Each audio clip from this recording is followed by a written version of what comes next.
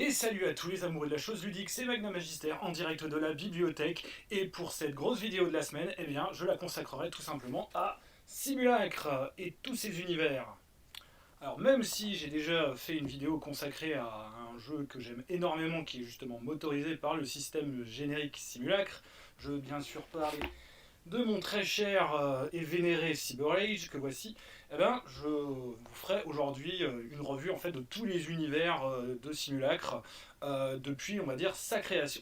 Alors Simulacre, qu'est-ce que c'est? Eh ben, c'est un système de jeu générique que l'on a pu voir donc, dans les pages de Casus Belli pendant pas mal d'années, pendant on va dire la fin des années 80 jusqu'au début, enfin milieu à peu près des années 90, avant qu'ils choisissent un autre système de jeu pour, on va dire, initier au jeu de rôle, c'est-à-dire le Basic Roleplaying. Et donc ils aient sorti Basic.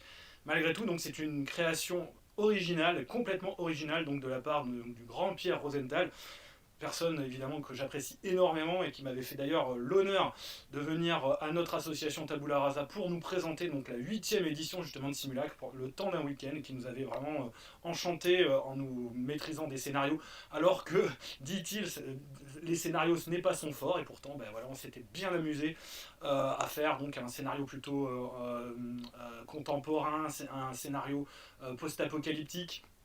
Vraiment, on avait fait des choses extrêmement variées sur cet univers. Preuve, comment dire, que ce système de jeu générique s'adapte très très bien, on va dire, à énormément, on va dire, de genres différents. Et c'est là justement la force de Simulacre, c'est qu'il est suffisamment bien conçu, qu'il est suffisamment symbolique. Alors ça peut peut-être également troubler certains, que ben, il peut passer réellement partout, et il peut surtout émuler des choses que certains systèmes de jeu ne peuvent pas faire, tout en restant, on va dire, très simple d'emploi et également modulaire, puisque en fait pour chaque genre, et c'est présenté évidemment dans les différents jeux et suppléments que je vais vous présenter là, il y a des modules donc supplémentaires, des modules de règles évidemment, qui vont permettre de mieux coller, comment dire, à certains genres, rendant, comment dire, le jeu plus complexe. On le voit par exemple pour Cyber Age, où là on atteint vraiment le niveau de complexité maximal, je dirais, justement avec les règles pour la matrice par exemple. Voilà. Mais pour ce qui est des jeux, on va dire plutôt génériques, enfin des univers, on va dire les plus courus, eh ben, le niveau de difficulté reste vraiment, on va dire, très, très, on va dire, modéré et tout à fait accessible. Alors pourquoi je vous en parle aussi? C'est parce que en fait, le jeu existe encore, car Pierre Rosenthal continue à développer Simulacre. Il en est donc à la 8e édition, donc elle est disponible gratuitement il suffit d'aller en fait sur sa page Facebook et de suivre. Il y a des liens, voilà, et donc c'est présenté sous la forme d'un fichier comme ceci. Voilà, donc là c'est la version 2019, mais elle a été évidemment révisée depuis pas mal de temps. Moi je l'avais faite imprimée, voilà, avec donc les feuilles de personnages qui ont elles aussi évolué, hein. Donc là ça c'est une des feuilles de personnages qui avait été créée. Il y en a eu d'autres qui ont été créées, d'autres qui sont testées et régulièrement, donc il le met à jour et il l'améliore en fonction évidemment des retours donnés par la communauté. Donc là je vous parle certes d'un vieux jeu, mais qui a malgré tout encore une actualité. Et cette première actualité, c'est donc le système 8, et déclinaison après avec plein de versions derrière, de chiffres derrière, car on va dire les versions évoluent assez rapidement en fonction des modifications qui sont faites, mais bon, souvent c'est des modifications vraiment minimes. Globalement, le système reste le même. Et donc l'autre version que je vous présenterai également, qui est encore disponible aujourd'hui, c'est donc le Captain Vaudou, qui utilise justement cette V8, mais on peut aussi jouer, il y a on va dire, une adaptation possible dans le système que vous avez connu, qui est la fameuse 7e édition, c'est-à-dire celle-ci, voilà, où c'est techniquement aussi celle que vous avez connue avec le hors-série Casus Belli, le numéro 10, celui-ci. Donc ça c'est la V7. Donc là on est qu'à la V8, hein, donc il a vraiment voilà, changé juste d'une version, mais il a fait donc une version qui est encore plus simplifiée, puisque là il a retiré donc des caractéristiques, donc une composante et un moyen. Voilà, pareil au niveau des règnes, il a également été à l'essentiel, mais je vais vous montrer ça maintenant. Alors, le système simulacre, comme je le disais, c'est au départ, il faut commencer par le commencement, c'est qu'au départ ceci. Alors ça, vous allez assez difficilement, comment dire, pouvoir l'avoir entre vos mains. Donc la fleur d'Assiamar, pardon, et donc voilà, que j'ai fait d'ailleurs dédicacer par Pierre Rosenthal justement, était en fait une petite création, un petit supplément qui était paru avec donc la fameuse bande dessinée, donc qui est donc, comme vous pouvez le voir, de Arnaud et Jodorowsky, ni plus ni moins. Le scénario d'ailleurs en question a été, on va dire, créé et approuvé par le grand Jodorowsky, justement, voilà, avec les premières versions. C'est donc une des premières versions, donc ça date de 86, et c'était donc un supplément qui était, on va dire, encarté dans la BD. C'était chez les humanoïdes associés. Et là, on a donc une des premières versions du système Simulacre. Je ne crois pas que ce soit la première, toute première. On en est, on va dire, voilà, avec un scénario. Il était glissé donc dans la bande dessinée Le Roi Borgne, pardon, qui est donc le troisième tome des aventures donc de Alefto. Voilà. Et donc, en tout cas, je ne sais pas quelle est la version dont il s'agit. Je crois que ça doit être la 5e, si je ne dis pas de bêtises. Mais là, à vue de nez, je ne sais plus. Il y avait eu énormément de versions, donc. Et on était sur le système, en fait, qui est quasiment celui qu'on a aujourd'hui encore, avec donc la 8e édition. On était repassé donc à 3 composantes et 3 moyens. Voilà, comme aujourd'hui dans Captain Vaudou. Donc le jeu en fait c'est à partir donc de ce système là est paru ensuite donc en 88 donc un hors-série Casus Belli qui présentait donc toutes les règles de base et qui présentait donc plein d'univers. Donc il y en avait, si mes souvenirs sont bons, il y en avait 6 donc qui étaient donc le Medfan, voilà, ici présent, ça fait 1. Le genre aventure, ça fait 2. Avec toujours à chaque fois son scénario. Le genre épouvante, ça fait 3. Tout ça sur quelques pages. Le genre space opéra, ça fait 4. Le genre histoire, ça fait 5. Le série télé, ça fait 6. Et il manque encore le genre espionnage, voilà, ça fait 7. Et donc on était bien à 7. Et pas, voilà. Plus des règles supplémentaires. Donc on avait affaire à un livre de à peu près voilà, quasiment 90 pages, 95 pages. Voilà, tout ça donc à l'époque pour 32 francs. C'était donc le tout premier hors-série Casus Belli. Où donc on nous présentait les règles du jeu que voici, donc vous voyez, avec la description des fameuses composantes, des fameux moyens, les règnes, voilà, comment les associer pour donc tel ou tel type d'action. C'est ça le principe du jeu, c'est qu'on va associer une composante plus un moyen plus un règne, et le principe au niveau de la résolution, c'est qu'on va devoir faire inférieur strictement, j'ai bien dit strictement, dans cette version-là en tout cas, à donc cette somme composante moyen règne avec 2 dés à 6 faces. Et plus la marge sera grande, et plus évidemment notre on va dire réussite sera éclatante. Voilà, avec donc le système de base, il est décrit vraiment sur quelques pages. Donc on a 1, 2, 3, 4 pages de règles vraiment essentielles, et tout qui est résumé. Donc ça peut vous servir par exemple d'écran. C'est d'ailleurs ce qui constitue l'écran de jeu pour la plupart, on va dire, de ce qui va vous être après donné dans les résumés de règles des univers qui sont proposés. Car c'était déjà, et avant même l'heure d'une certaine manière, aussi un univers qui se voulait, comment dire, licence ouverte, enfin un système de jeu qui se voulait licence ouverte pour pouvoir l'adapter à son propre univers. Et ce qui a été fait pour pas mal de choses, et c'est là que je m'aperçois que j'ai oublié de sortir certaines petites choses. Il y a eu énormément donc d'univers qui sont sortis, amateurs, mais aussi donc officiels. Et ça, c'est plutôt une bonne idée. Déjà à l'époque, on avait donc ce système, comment dire, de système de jeu, on va dire libre, qui pouvait être utilisé pour motoriser n'importe quel univers. Il avait été fait par exemple dans les pages de Casus Belli avec par exemple l'univers d'Akira. Il y avait eu donc un univers cyberpunk, c'était New York 2222. que donc j'ai oublié malheureusement de sortir. Bon, de toute façon, c'est qu'une version imprimée, hein, parce que je ne l'ai pas, on va dire, en version véritable, je n'avais pas pu l'acheter à l'époque. Mais je vais vous montrer en tout cas les univers officiels qui sont sortis pour ce jeu et qui sont en fait, voilà, et en dehors de cela, il y en a eu réellement énormément. Il y a eu un univers, on va dire, plutôt gendarme à Saint-Tropez, extrêmement, on va dire, humoristique, qui s'appelait Bernard et Jean. Il y a eu au tout départ donc Alienoid, j'en ai parlé donc dans un de mes lives quand j'ai parlé d'Alienoid. Au départ, il était motorisé avec le système Simulacre, avant d'avoir son système propre, etc., etc.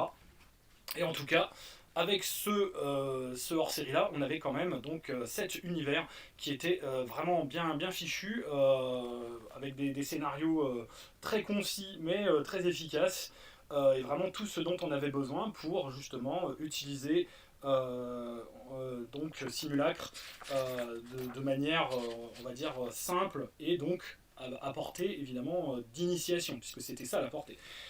Des conseils évidemment de partie, voilà, pour donc maîtriser ça, c'était plutôt important.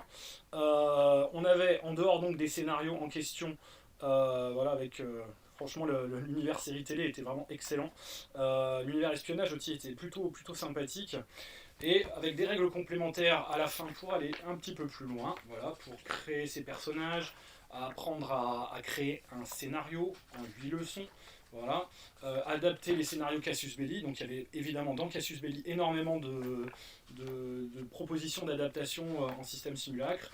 Le système de magie, donc lui-même aussi qui était au départ simple, mais qui a été un peu complexifié après. Bon, par exemple, on va dire, il a vraiment été très développé dans l'univers Sans Dragon, justement, que j'ai oublié de sortir aussi, je viens de m'en apercevoir. Et donc, à la fin, on avait tous les personnages pré-tirés. Voilà, sur vraiment des petites fiches qui peuvent tenir, on va dire, voilà, c'est vraiment, je dis pas un confetti, mais en tout cas, c'était vraiment des feuilles extrêmement réduites, qui n'étaient même pas sur un quart de page, hein, c'est sur, techniquement, ça nous fait un moitié, ça nous fait un douzième, un douzième de page, vous aviez, on va dire, la description, comment dire, de votre personnage avec le background juste derrière. Voilà. Et donc c'était efficace. En plus, les illustrations étaient plutôt bien fichues. Il y avait par exemple, voilà, des illustrations de gens plutôt connus, voilà, qui étaient dedans. Et ils avaient en tout cas des univers originaux, justement, comme l'univers série télé et l'univers justement histoire, avec un scénario qui se déroulait pendant la Révolution. Le reste était assez classique, hein. Le scénario espionnage était très James Bond, le scénario Space Opera c'était, on va dire, de l'exploration assez classique, mais voilà, il y avait quand même donc ce fameux dossier vampire avec Simulacre qui était vraiment décliné en série télé avec toutes les contraintes de la série télé, voilà, l'audience, etc., qui était, on va dire, mise dans le système de jeu d'une certaine manière pour émuler au mieux justement ce genre. Voilà. Donc, une très grosse réussite de mon point de vue en tout cas sur ce hors-série. Je pense qu'il y en a beaucoup qui l'ont connu. Donc ça date de 88, je le rappelle, hein. Et c'était donc voilà une première approche de l'initiation au jeu de rôle à travers donc un hors-série vraiment super complet avec donc, vous l'avez vu, c'est une couverture de Casa, évidemment, quand même. Ils avaient des grands noms, hein, pour pouvoir faire leur, leur couverture et leurs illustrations, et c'est pas, on va dire, une mince affaire. Que voilà. Alors, après, si on suit, on va dire, dans on va dire, dans la droite logique, enfin dans la logique chronologique, il y a eu donc plusieurs univers qui sont sortis donc dans les années 90. Alors, on va dire qu'on va commencer tout d'abord donc par Aventure extraordinaire et Machination infernale. Donc voilà, l'univers Jules Verne. Donc on est dans du pré-steampunk. On est en fait dans du vernien punk, si je puis dire. Voilà, donc c'est comme si on adaptait en fait les œuvres de Jules Verne justement à Simulacre. Donc celui-ci sorti en 90 avec toujours présenté avec donc comment dire, un portfolio cartonné qui sert d'écran. Voilà, donc avec le résumé des tables, hein, tel que je vous l'avais montré dans le livre de base. Un livret, donc avec un gros scénario. Donc là, le gros scénario, c'est voilà, le reflet de la comtesse, voilà, qui est ici. Et donc les personnages étaient également encartés à l'intérieur. Donc on pouvait détacher le scénario, détacher les feuilles de personnages, et également avoir un résumé des règles sur 2 pages. Donc généralement, voilà, il n'y avait même pas forcément besoin d'avoir le hors-série pour pouvoir l'utiliser. Le résumé des règles était quasiment suffisant pour pouvoir gérer la chose. Vraiment, tellement les règles étaient, on va dire, développées de manière concise. Donc là, pour celui-ci, c'était donc le système de Pierre Rosenthal, mais écrit par Tristan Lhomme, qui est donc un grand nom que l'on connaît surtout pour, on va dire, ses fameux scénars Cthulhu, mais pas que, mais surtout pour Cthulhu. On avait donc dans cet opus la description donc, de la France, du monde, mais surtout de la France, donc de 1850 à 1880, donc voilà, le Second Empire jusqu'au va dire, au début de la Troisième République. Vraiment avec en plus des gravures d'époque, etc. Je trouve que la description du contexte était vraiment bien fichue, voilà, avec les différentes colonies, puisque c'était l'époque de la colonisation, hein, l'époque de la troisième, enfin de l'empire, du second empire déjà et de la troisième république. Voilà, description vraiment de la vie. On va dire de la vie quotidienne des Français, et on va dire aussi des peuples, des pays par le monde. Le scénario en question lui proposait vraiment une aventure à la Jules Verne, hein, qui ressemblait un petit peu, on va dire, si vous avez lu comment dire, les 500 millions de la Bégomme, c'est ça, hein, oui, c'est bien ça le titre, que je ne dise pas de bêtises, on était là-dedans, dans cet esprit-là, avec voilà, la ville idéale, etc., etc. On était vraiment dans le ton, hein, sur ce point. Une chronologie des œuvres de Jules Verne, voilà, le style justement aventure vernienne, voilà, qui nous est présenté de manière plus, on va dire, en tant que genre à part entière. Le surnaturel, voilà, comment instiller le surnaturel, et une chronologie historique pour terminer. Voilà, et une feuille de personnages à la fin pour recopier évidemment les personnages pré-tirés. Donc tout ça pour 59 francs, hein, c'était des suppléments qui étaient vraiment pas chers. Donc à l'époque, on avait vraiment un jeu de rôle complet avec une grosse campagne, on va dire, présentée de cette manière. Voilà. Donc le deuxième qui était sorti cette année-là, comme dirait l'autre, comme dirait Claude, Cyber Age. Donc là j'ai fait une vidéo à part, je ne vous en reparlerai pas, mais bon, toujours pour 59 francs, avec comment dire, un écran, et donc un livret. Donc voilà, en plus celui-ci aussi est signé par Pierre Rosenthal. Voilà. Et donc un gros scénario qui était toujours à l'intérieur, voilà, donc l'heure des héros, qui est un scénario que j'ai adoré lire à l'époque, je m'en souviens encore, c'était vraiment excellent. Et donc la description du contexte Cyber Age avec toutes les inspirations, c'était surtout ça, c'était la liste des inspirations de l'époque, aussi bien filmique que BD que littérature, qui était vraiment très très exhaustive et qui permettait vraiment de voir où on allait et d'avoir énormément on va dire de matériel sous le pied pour pouvoir s'inspirer.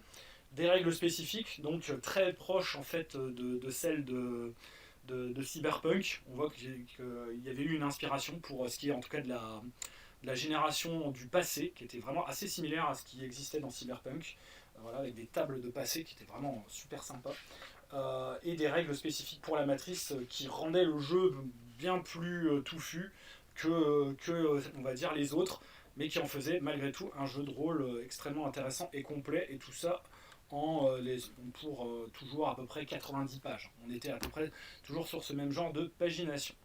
Voilà. Et donc, était sorti aussi la Captain Vaudou. Captain Vaudou, donc la première édition, elle date donc de 91. Voilà, c'est un des gros succès de la gamme, hein, voilà, c'est celui qui a eu donc par Jean-Pierre Pécaud. Je rappelle en plus d'ailleurs qu'il y a une BD, hein, depuis qui est sortie. J'en reparlerai quand je vais vous montrer la version suivante. Voilà, et donc Captain Vaudou, en l'espace donc de voilà, pareil 90 pages, puisqu'il y a aussi le scénario, hein, ils sont paginés doublement. c'est-à-dire qu'il y a la campagne qui est paginée à part. Donc là, on est dans un contexte évidemment beaucoup plus historique, mais historique quand même assez souple dans la mesure où le vaudou évidemment et le surnaturel sont présentés comme des choses évidemment réelles, en tout cas qui font partie du quotidien comment dire, des gens et sont très importants évidemment dans le contexte présenté. Donc on va jouer évidemment des pirates dans les Caraïbes, c'est peut-être justement cela qui va beaucoup attirer les gens dans cette voilà, avec donc les fameuses règles complémentaires sur le vaudou. Là où on avait les règles sur la matrice dans Cyber Age, ben voilà, on a ça. Il y a des résumés donc des règles toujours. Donc la feuille comment dire spécifique. Des règles évidemment aussi sur les combats de navires. Donc on a les feuilles spécifiques pour justement gérer les combats de navires. Et c'est très très simple. Hein. Une carte plutôt très facile d'emploi et très lisible sur donc, les Caraïbes, justement, dite Inde orientale, des pré-tirés, des cartes. Moi je trouve que voilà, en l'espace de quelques petites pages, il y a énormément, la densité d'informations est quand même assez impressionnante. Les différents types comment dire, de navires. Voilà. Et donc une campagne qui elle n'est pas encartée en fait dedans, elle est à la fin du supplément. Baron Morlante, voilà, qui d'ailleurs fait désormais partie de. En fait, c'est la BD, comment dire, évidemment, est inspirée de cette thématique. Alors, exactement, je ne sais pas.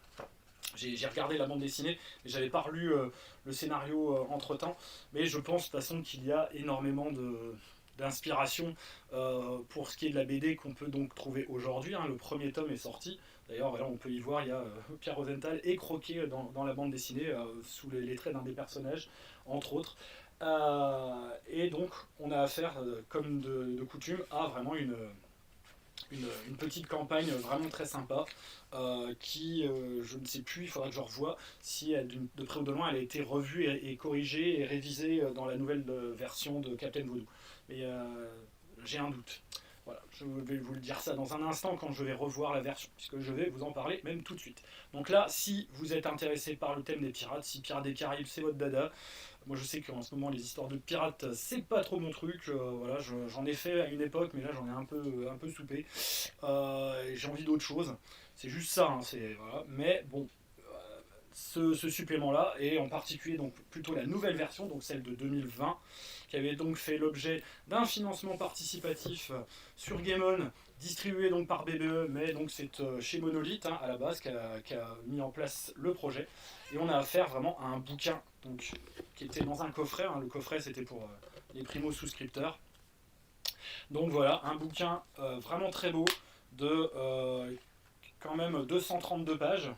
Voilà. En couleur avec de très très belles illustrations, en particulier les illustrations des Loa qui sont vraiment superbes.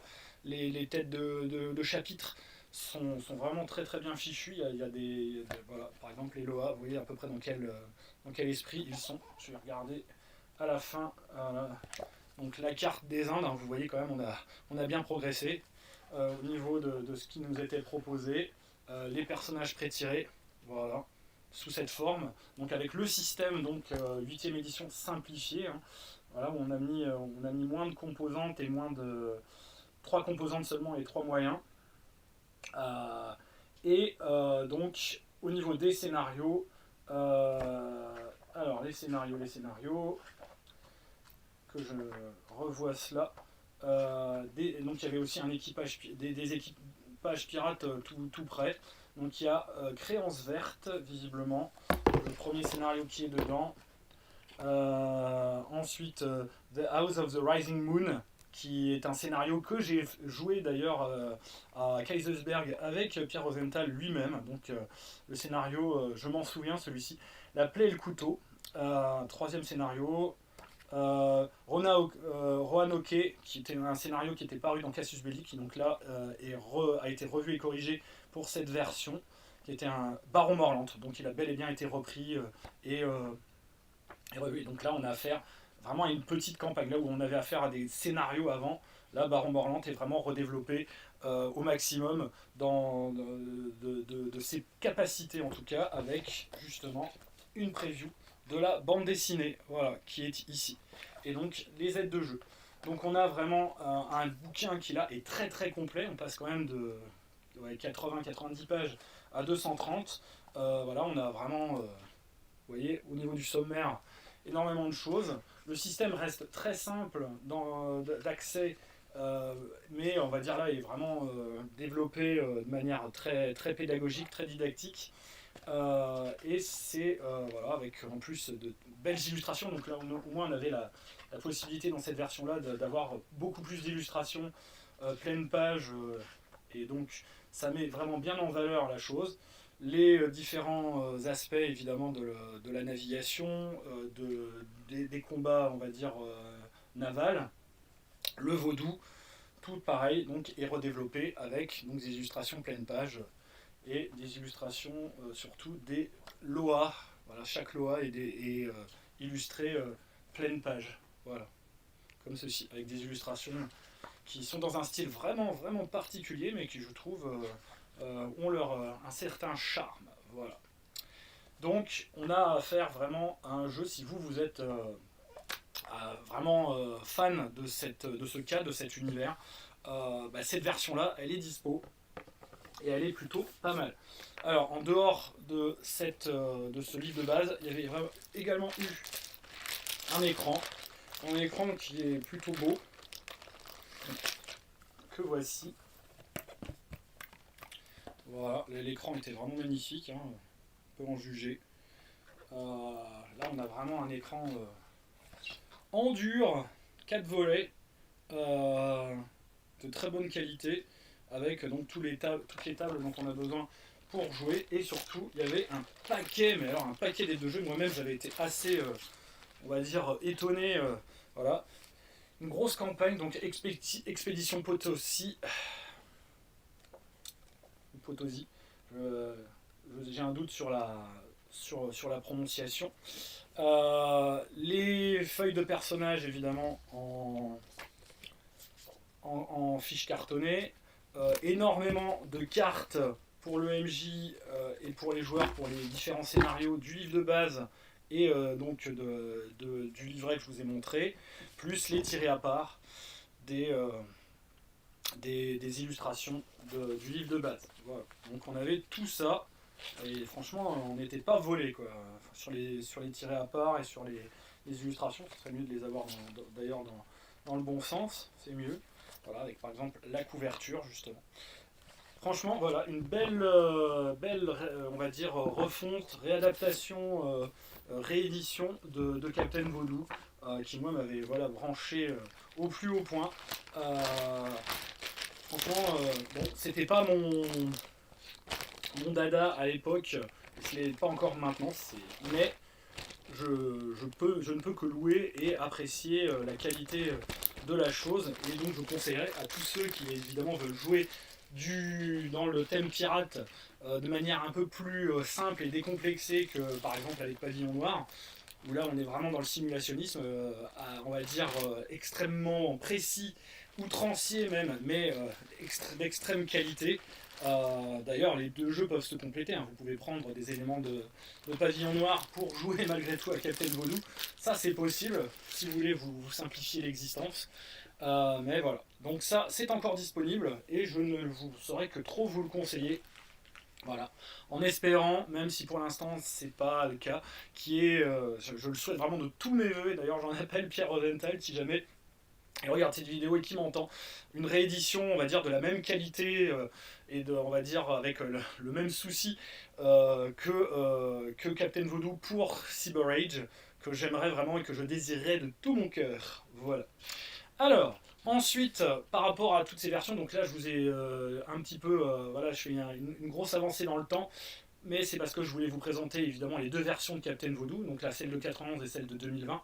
Et il y a donc évidemment les nouvelles versions de Simulacre Cassius Belli, donc le hors-série numéro 10. Si vraiment, on va dire, vous voulez une version, vous avez la version gratuite évidemment la 8, mais si vous voulez comment dire une version avec des scénarios, vous pouvez prendre évidemment le premier hors-série que je vous ai montré, mais le hors-série numéro 10 est aussi très très bien parce que lui dedans il a un écran de jeu, un écran très souple, mais un écran quand même. Avec, là cette fois-ci, il n'y a plus que 5 univers de jeu, normalement. Ouais, 5 univers, 5 scénarios, mais on a le système, on va dire, c'est le même, hein, mais revu et corrigé, représenté voilà, sous la forme, donc là cette fois-ci encore d'un hors-série. Donc là on est encore avec les 4 composantes et moyens, avec donc quand on les associe évidemment un certain type d'action que l'on peut faire, les règnes, voilà, où donc là ça a été précisé, on a en plus le règne néant qui est on va dire officialisé, feuille de personnage, voilà, qui est moi je pense que voilà, dans cette, on a la version, on va dire, je pense, la plus aboutie dans cette version-là. C'est celle que j'utilise d'ailleurs quand je maîtrise. Et donc on a euh, ici, donc, par exemple, la feuille avancée, puisqu'on a les règles de base et les règles de campagne. Et donc avec les règles de campagne, on a, on va dire, en plus les règles donc, de localisation, les règles de dégâts, on va dire, qui sont progressifs. Les dégâts, oui, voilà, les dégâts, comment dire, variables, progressifs en fonction de la marge de réussite. On a plein de petites choses qui rajoutent pas énormément de complexité. Voilà, le système de magie qui est déjà développé là, mais qui est encore plus développé, comme je vous disais, dans Sandragon, qu'il va falloir que je m'empresse d'aller chercher parce qu'il est dans la pile et je l'ai oublié. Et avec donc des règles spécifiques pour chaque univers, donc des règles super-héros par exemple, des règles sur les psioniques qui sont bienvenues. Voilà, les règles aussi pour les poursuites, les blindages de véhicules, qui sont pas, on va dire, c'est les règles, c'est, je pense, les règles les moins évidentes, enfin, qui peuvent faire le plus peur de tout simulacre. Voilà, et donc 5 scénarios, comme je disais. Donc un scénario Space Opera, voilà, avec les personnages pré-tirés, que voici. Des scénarios, un scénario médiéval fantastique avec donc les portes du médiéval fantastique. Voilà, les larmes d'Iselde. Je suis en train de chercher où sont les personnages pré-tirés. D'ailleurs, ils sont où? Je les ai passés, je les ai pas vus. Bon, c'est parce qu'ils sont peut-être. Voilà, oui, c'est parce qu'ils sont dans.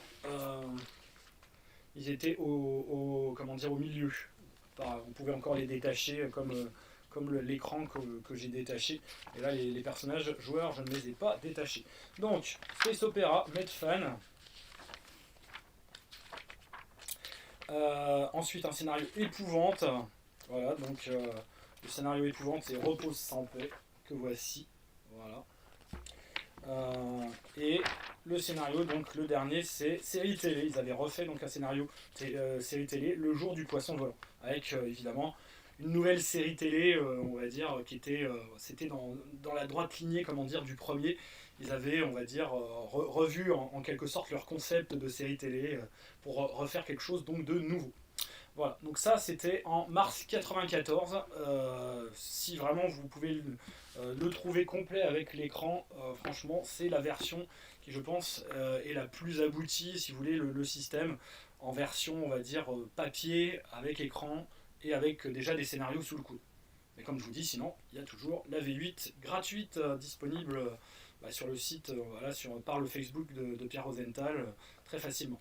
Et enfin donc, j'aurais dû aussi en parler quand je vous ai montré le Cyber Age, donc la nouvelle version de Cyber Age, le Cyber Age 2.0, 28 minutes dans le futur, donc de septembre 95, c'était le hors-série numéro 16. J'en redirai pas beaucoup plus, dans la mesure où voilà, j'en ai déjà parlé aussi dans la vidéo consacrée, donc un très très gros travail encore sur le background. Le système de jeu là a été revu et corrigé avec les règles de campagne, et on retrouve quand même les mêmes choses. Il y a plein de petites choses en plus aussi qui ont été développées au niveau du BG, des petits secrets, et cette fois-ci, on va dire, c'est 3 scénarios. Nouvelle Babylone, voilà, c'est un Die Hard version, si je puis dire, c'est entre Die Hard et un peu Cube, Escape Game style. Voilà, Opération Nemo, donc dans une cité sous-marine. Et le dernier qui est donc normalement c'est le pays des rêves, où justement il y a un lien avec comment dire avec Captain Voodoo, puisqu'ils vont en fait dans un rétro univers, c'est un peu on va dire Westworld, où là concrètement ils jouent donc des pirates dans cet univers, on va dire dans ce rétro univers. Alors, je sais plus quel était le terme qui était utilisé. Et Voilà, et d'ailleurs ils disent, hein, s'ils ont pratiqué Captain Vaudou, ils auront évidemment de très très bons souvenirs. Alors ensuite, je vous parle quand même, il y avait ceux des profondeurs. Alors j'ai plus la jaquette, hein, parce que les jaquettes étaient extrêmement, on va dire, comment pourrait-on dire, fragiles. Et donc celle-ci malheureusement a subi les outrages du temps. Et donc voilà, donc là, c'est pas un univers, c'est juste un scénario années 20 horreur. Ceux des profondeurs, donc la couverture c'était un scaphandrier qui tombait sur un pulpe. Et voilà, mais donc on avait affaire à un livret d'environ donc une trentaine de pages. On avait un scénario complet avec des personnages pré-tirés pour jouer donc dans cette ambiance un peu cthulhienne. Voilà, et que donc c'était écrit d'ailleurs par Pierre Rosenthal. Hein. C'était un scénario comme tel. Donc je m'éclipse un bref instant, histoire d'aller chercher Sandragon qui doit être donc dans ma pile. Je m'en excuse.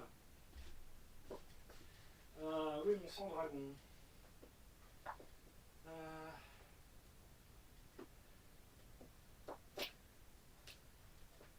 Je ne le trouve pas, évidemment. Bon, ben tant pis. C'est pas grave. Vous pourrez juger que. Ah, s'il est là. Ah, purée. Ils étaient bien rangés, mais c'est moi qui ne me souvenais plus du numéro. Donc, hors série numéro 11, que voici, que j'avais donc oublié quand j'ai fait rassembler mes éléments pour la rétrospective, de avril 94. Donc, un univers complet, 100 pages environ. Donc là, je vous le conseillerais celui-ci parce que là-dedans, il y a le système de magie complet qui est développé, mais avec surtout un grimoire qui est vraiment phénoménal en termes voilà, il est très exhaustif. Il y a vraiment tous les sorts par niveau de sorts et domaines qui sont décrits. Il est vraiment est très intéressant pour ça, pour si vous voulez vraiment faire du Medfun avec Simulacre, ben, celui-là est très intéressant. Et en plus, vous avez un univers qui est bien décrit, donc l'archipel de Malienda. Donc il y avait eu d'ailleurs une carte qui était parue justement dans Cassius Belli. Voilà, c'était celle-ci en fait en couleur, hein, si mes souvenirs sont bons. En grand format en plus, en format A2 normalement, voilà, avec les lignes de Malienda, etc. Donc vous avez vraiment un univers Medfan classique, magique, mais voilà, qui est plutôt satisfaisant pour faire de l'initiation. Donc si pareil vous arrivez à le choper, il n'est pas forcément super facile à trouver celui-ci, les autres peut-être un petit peu plus. En bon état, c'est encore une autre paire de manches, hein, parce que c'est des magazines, donc s'ils n'ont pas été bien conservés, ça peut toujours poser problème. Voilà. Et on a tout, il est complet, hein, puisqu'il y a tous les mécanismes de jeu de base qui sont également redécrits dedans. Donc on n'a pas besoin d'avoir justement le hors-série numéro 10, il est complet en fait en un seul magazine. Et c'était à l'époque pour 45 francs, vous aviez un jeu complet. Voilà. Donc c'était celui que j'avais oublié, mais à culpa, mais à maxima culpa. Voilà. Donc, eh ben voilà, je pense avoir fait le tour de cette rétrospective, en tout cas simulacre. L'essentiel, hein, comme je vous ai dit, il y a d'autres choses que j'aurais pu vous montrer, mais qui sont donc plus des choses amateurs, que en plus je n'ai pas forcément en vrai, mais plutôt en PDF que j'ai fait imprimer pour mes usages personnels. Voilà, mais globalement, les univers majeurs, donc Cyber Age, Captain Vaudou, Aventure extraordinaire et Machination infernale, donc Sandragon, on était autour de cela, et donc la V8 disponible gratuitement par l'intermédiaire donc, du Facebook de Pierre Rosenthal et de la page comment dire Simulacre, et donc le Captain Vaudou, donc disponible, distribué par BBE, voilà, avec donc édité par Monolith, et toujours donc avec Pierre Rosenthal et Jean-Pierre Pécaud à la création. Voilà. Donc voilà ce qu'il fallait retenir de Simulacre. J'espère que ça vous a rappelé de bons vieux souvenirs, ou que ça vous donnera peut-être l'envie de vous plonger donc dans ce système de jeu qui est vraiment très sympathique, très très simple, qui permet en fait donc de jouer dans plein d'univers différents. Moi voilà, c'est vraiment le seul système générique, si je puis dire, avec Rollmaster. Mais bon, Rollmaster, moi je trouve qu'il est vraiment designé pour faire du Medfan et le faire bien. Simulacre, lui, il peut faire énormément de choses. Il a l'avantage donc de pouvoir résoudre les choses simplement et surtout de pouvoir faire ce que certains jeux de rôle ne savent pas faire, c'est-à-dire résoudre les conflits émotionnels du personnage en faisant donc des oppositions, on va dire, entre, on va dire, sa pulsion et sa raison, etc. C'est vraiment un des seuls systèmes, comment dire, qui permet d'avoir ce genre de conflit interne. C'est vrai que c'est des règles qu'on utilise pas énormément quand on joue à Simulacre, mais elles existent, et je trouve que c'était un point extrêmement intéressant et positif de se dire qu'il y avait ce genre de choses qui existaient, et on pouvait, comment dire, simuler par là donc les conflits, on va dire, psychologiques et les conflits émotionnels du personnage à travers le système de jeu. Voilà. Eh ben, c'était donc Magna Magister pour donc la vidéo sur la rétrospective Simulacre. Je vous souhaite de bonnes vacances si vous êtes en vacances. Et donc, eh ben, je vous dis à bientôt pour de nouvelles aventures et pour la nouvelle grosse vidéo de la semaine. Salut à tous, à bientôt.